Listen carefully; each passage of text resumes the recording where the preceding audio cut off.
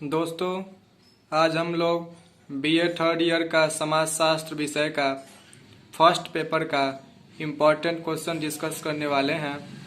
यह क्वेश्चन आपके एग्जाम में काफ़ी सहायता प्रदान करेंगे। तो चलिए शुरू करते हैं। क्वेश्चन नंबर 1, काम्टे ने पहली बार सोशियोलॉजी शब्द का प्रयोग कब किया था? तो काम्टे ने पहली बार सोशियोलॉजी शब्द का प्रयोग 1838 में किया था। ओके। काम्टे ने यह अस्वीकार किया था कि प्रत्यक्षवाद अनिश्वरवादी है, क्योंकि यह किसी भी रूप में अलौकिकता से संबंधित नहीं है। ये कथन है, बताना है कि किसने कहा था। ऑप्शन है डॉक्टर ब्रिजेश, चैम्बलिस, टॉनिस एंड डुर्खिम। तो आंसर होगा चैम्बलिस। आगे बढ़ते हैं। क्वेश्चन नंबर 53, काम्टे का प्रत्यक्षवाद विज्ञान के साथ किस विषय का समन्वय है? तो दोस्तों, काम्टे का जो प्रत्यक्षवाद था यह विज्ञान के साथ साथ धर्म का भी समन्वय था।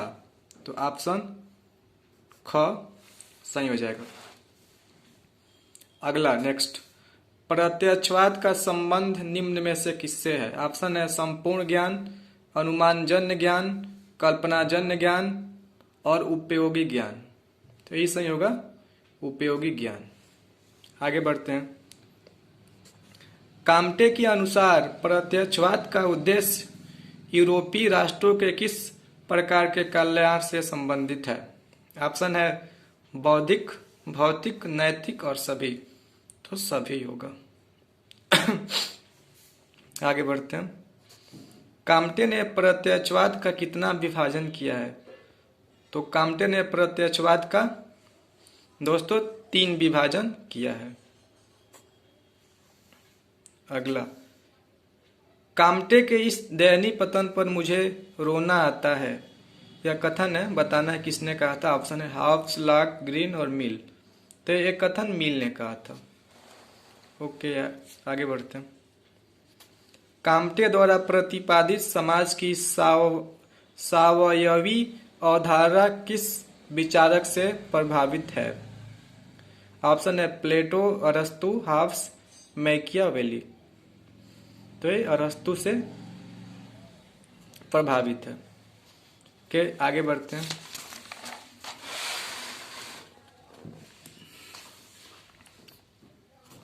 समाजशास्त्र एक आधारभूत तथा निर्देशक विज्ञान है। काम्टे का यह दर्शन किससे संबंधित है?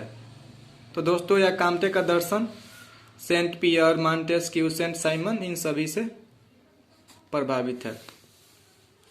नेक्स्ट, समाजशास्त्र विशिष्ट रूप से सामाजिक व्यवस्था एवं प्रगति का विज्ञान है, यह कथन किसका है? Montesquieu, Comte, Hegel, Marx. तो ये काम्ट जी ने ही कहा था, अगस्त काम्टे ने ही कहा था। उसी को मैंने शॉर्ट में काम्ट लिखा है। ओके, आगे बढ़ते हैं। ये चिंतन के 3 स्तर नहीं है, वरन ये तो चिंतन योग्यता का धरातल है। यह भी कथन ही है, आपको बताना है कि किसने कहा था। तो ये कथन भी स्पेंसर ने कहा था। ओके, नेक्स्ट, काम्टे ने त्रिस्तरीय विज्ञान का प्रतिपालन कब किया था? ऑप्शन है 1820, 1821, 1822, 1823। तो बताना है आपको कि कब किया था। तो ये 1822 में किया था। ओके, त्रिस्तरीय नियम में क्या असंगत है? ऑप्शन है अप्रत्यक्ष स्तर, प्रत्यक्ष स्तर, तात्विक और धार्मिक। तो दोस्तों, इसमें जो त्रिस्तरीय नियम था इसमें धार्मिक, तात्विक और प्रत्यक्षवादी था। इसमें अप्रत्यक्ष स्तर नहीं था, यानी कि यही गलत है। यही सही हो जाएगा इस ऑप्शन के तहत। आगे बढ़ते हैं। त्रिस्तरीय नियम के अंतर्गत किस स्तर के 3 उप स्तर भी हैं? तो दोस्तों, आपको बताना है कि इन 3 नियमों में किसका एक नियम का 3 भाग है। तो ये आंसर होगा आपका धार्मिक स्तर। काम्टे के 3 उप स्तरों में क्या असंगत है? ऑप्शन है जीवित सत्तावाद, बहुदेववाद, द्वैतवाद, अद्वैतवाद। आंसर हो जाएगा द्वैतवाद। नेक्स्ट, त्रिस्तरीय नियम के अनुसार किस स्तर पर ईश्वर का चिंतन एक अमूर्त शक्ति के रूप में होता है? तो यह तात्विक स्तर पर होता है। आगे बढ़ते हैं। रिलीजन ऑफ ह्यूमैनिटी पुस्तक के लेखक कौन है?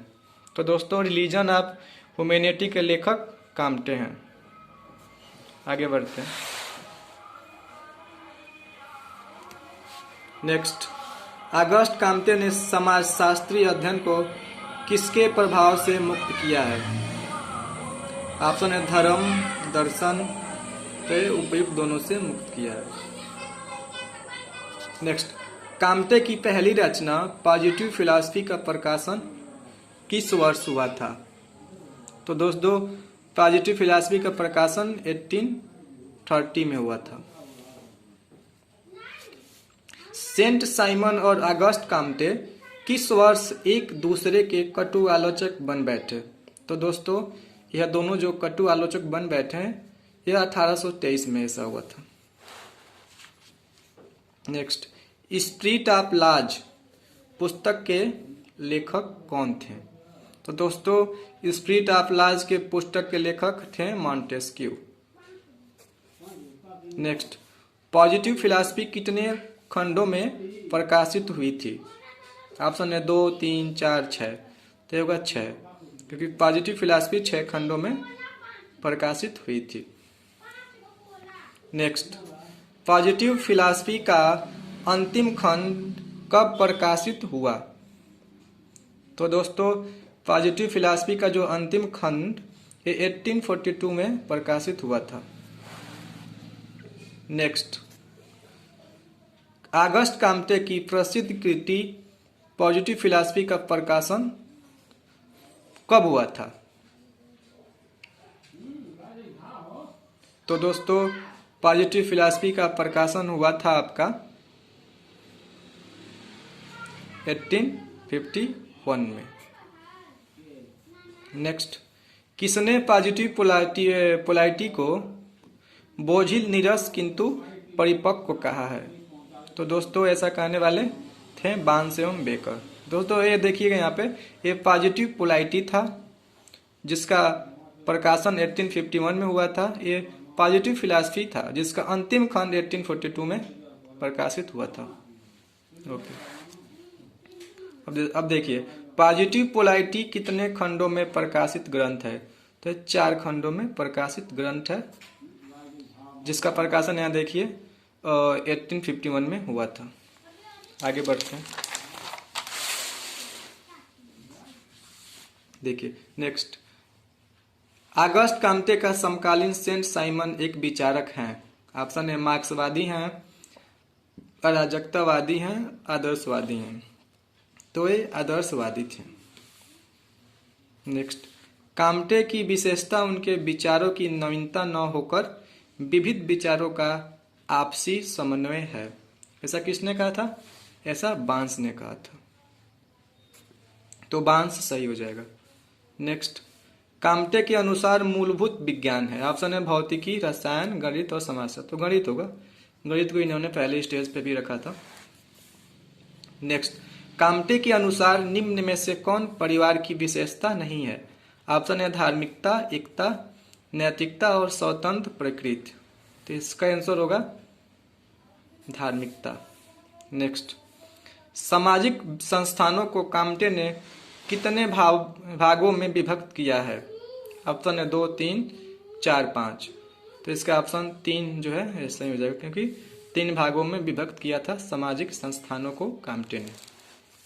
नेक्स्ट, काम्टे के अनुसार सामाजिक गतिशील का संबंध किससे है?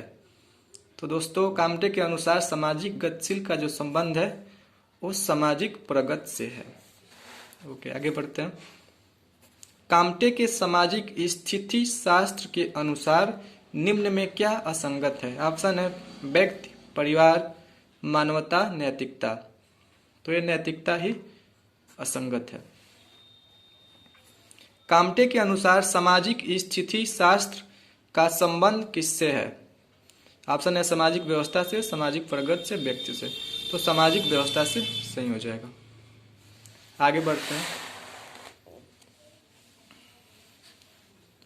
काम्टे का प्रत्यक्षवाद लुभावने तथ्यों पर केंद्रित न होकर वास्तविक तथ्यों पर आधारित होता है, ऐसा आपको बताना है किसने कहा था। तो दोस्तों ऑप्शन है गाल, दुर्खिम, चैम्बलिस, मील। तो ऐसा चैम्बलिस ने ही कहा था। आगे बढ़ते हैं।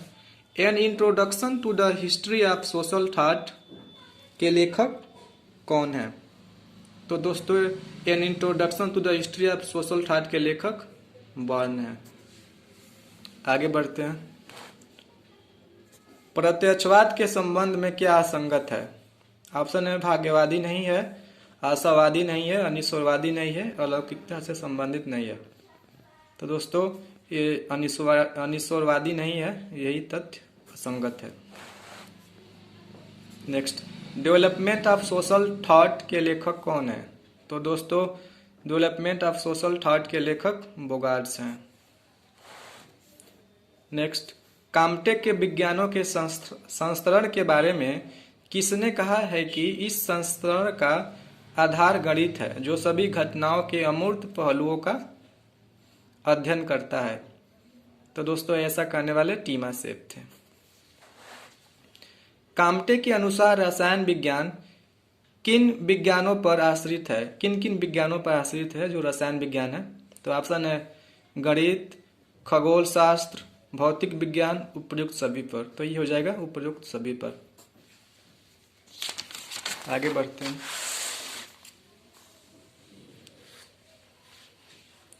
सर्वाधिक विज्ञानों पर आश्रित विज्ञान है। ऑप्शन है भौतिक विज्ञान, समाजशास्त्र, खगोल शास्त्र। तो समाजशास्त्र जो है सर्वाधिक विज्ञानों पर आश्रित विज्ञान है।